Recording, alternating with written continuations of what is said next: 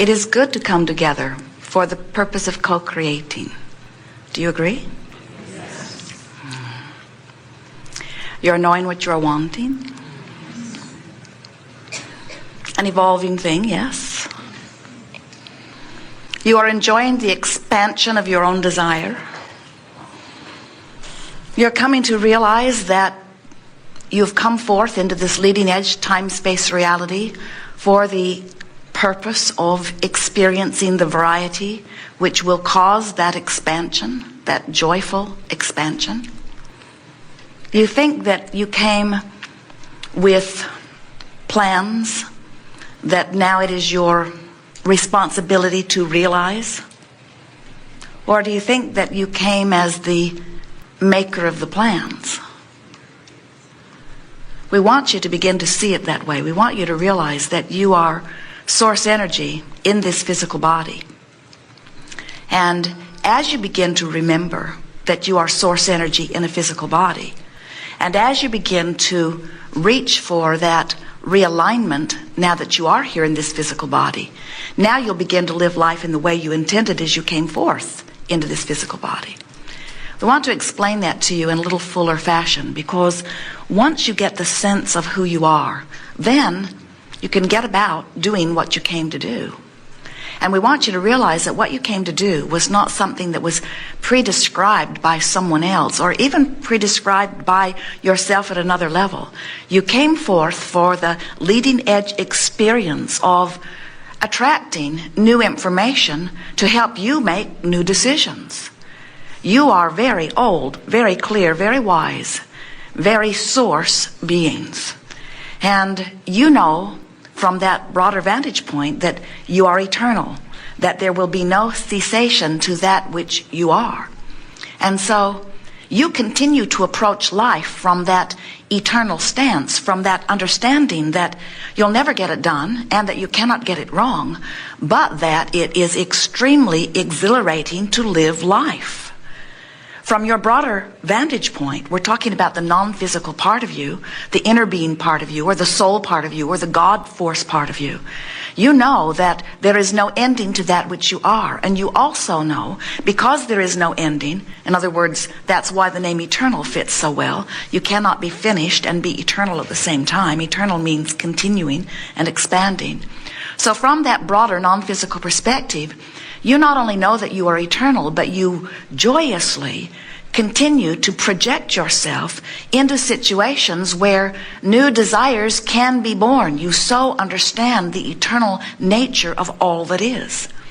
So as you made the decision to come forth from non-physical into this physical body, you knew that there would be variety, contrast, a lot to choose from, and you knew that from your vantage point of self, which everyone has, that you would come to clear conclusions of that which would be of the greatest benefit to self.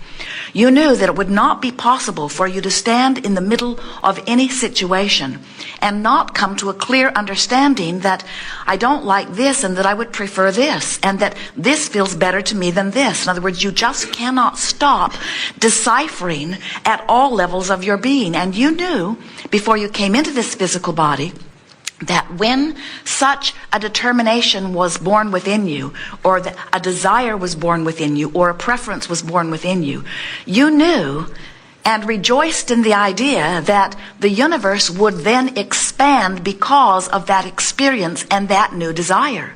You also knew that the larger part of you would become that new idea. Now, this is something that we do not think that many of our physical friends, even leading edge friends like you, fully understand. Most humans don't get it, that you were our source energy before you came into this physical body, and that now that you are in this physical body, your environment is calling more desire from you. And that when that happens, source immediately becomes the vibrational essence of that new idea. In other words, when you don't have enough money and you want more money, the non-physical part of you becomes the liver, beer, receiver of that more money. It goes to what we lovingly call your vibrational escrow, where the source energy part of you abides and bees and calls you to it. We've written a book that has the best title, we believe, of any book ever written because it speaks to the eternal nature of your being. And the book title is Ask and It Is Given.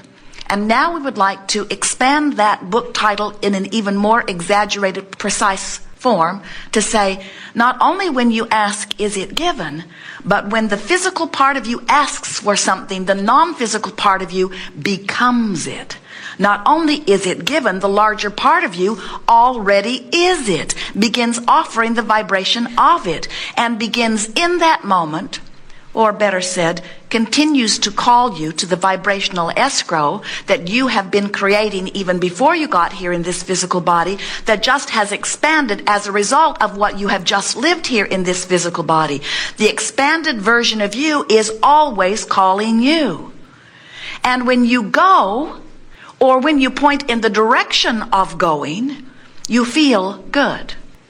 When you really go with that expanded version, you feel passion.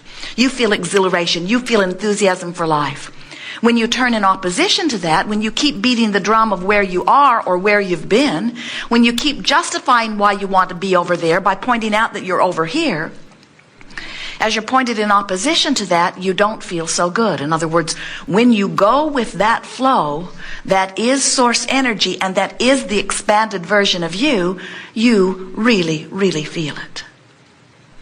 Can you imagine going down to the river's edge, a very fast-moving river, with your canoe or rowboat or raft, and as you put your boat into the water with your oars in it, you deliberately turn it upstream and begin paddling.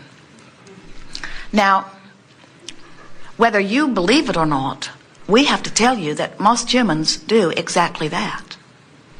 You get in the stream, you point upstream, and you start paddling very hard against the current, trying to make headway against the current. And we say to you, why not turn your boat with the current? And humans say, in a variety of different explanations, but Abraham, that just seems lazy. And we say, but how long can you keep this up? And you say, I don't know, I'm still working on it. And then we say, but just let go of the oars and let the current just carry you. And then you say, everyone I know is paddling upstream. It's just what we do.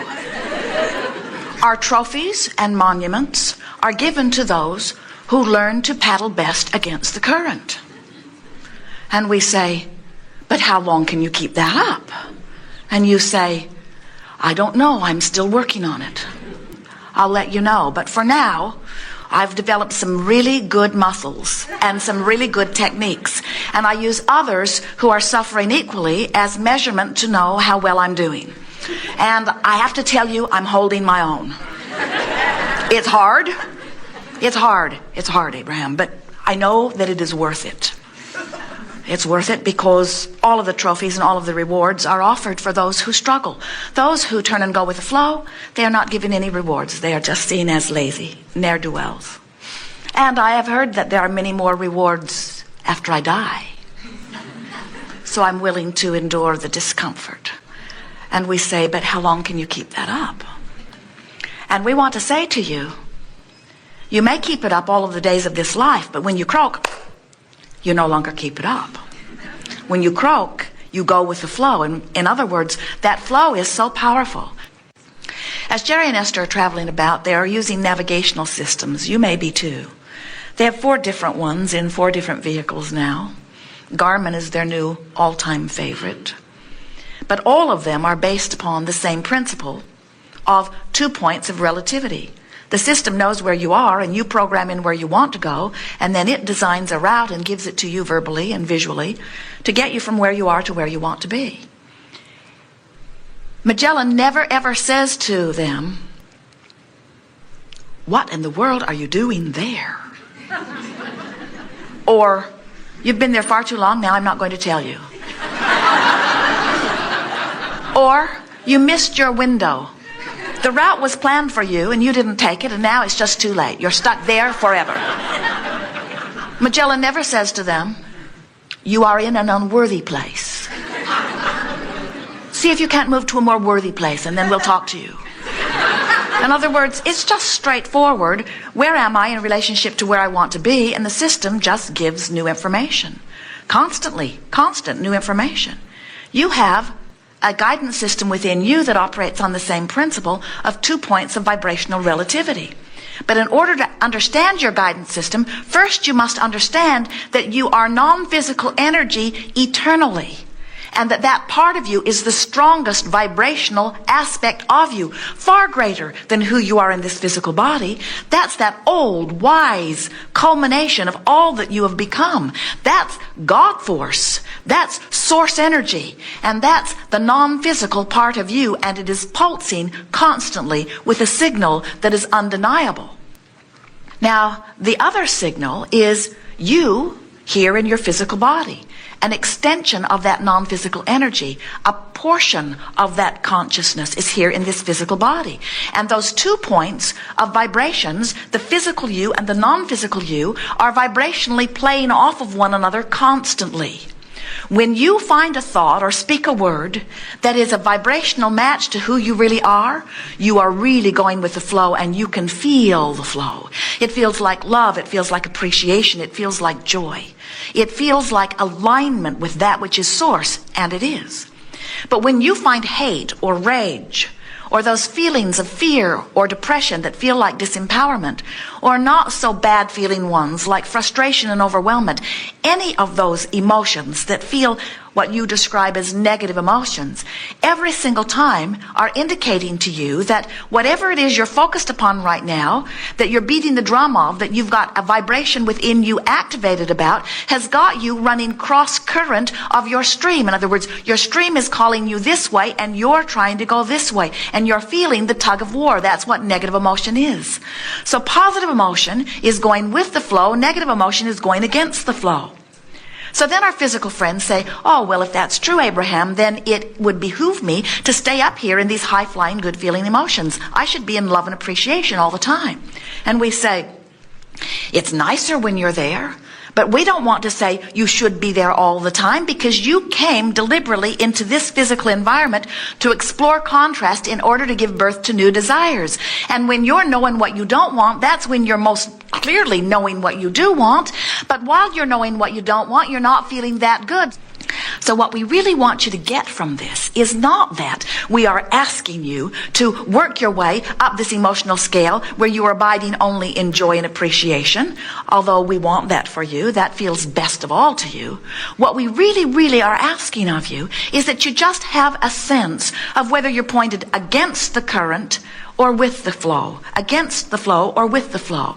Sometimes as we talk about this emotional guidance scale, and we talk about how on the end that feels lovely, appreciation and love and joy and passion, there is your perspective or your perception of utter empowerment. On the other end of the scale that feels so awful, where fear and depression are the dominant vibrations all the way to the end, that is your perspective or your perception of complete disempowerment. And we want you to realize that there is something in between. In other words, many more words than we could offer if we spoke all day about the various places that you might be hanging out temporarily or even longer along this emotional scale. While of course it feels better to feel the best and it feels terrible to feel the worst, what we want you to hear from us today is that since this stream is going, in the moment that you just stop pushing this way, just let go of your oars. That's all you have to do. The stream will turn you and begin to carry you. And that is the moment of relief. And that moment of relief is all you're looking for. You could be close to appreciation and turn into relief. You could be in frustration, overwhelmment, and turn and find relief. You could be in anger or revenge and turn and find relief. You could be in absolute fear or despair and turn and find relief. And it's that relief factor we want you to find, because the stream, once you get turned, will take care of everything else. From your point of view, no matter where you are, no matter what you're doing, no matter who you're interacting with, if you will understand that where you stand right now, you really only have two choices: worse or better. Worse or better. Relief or not relief.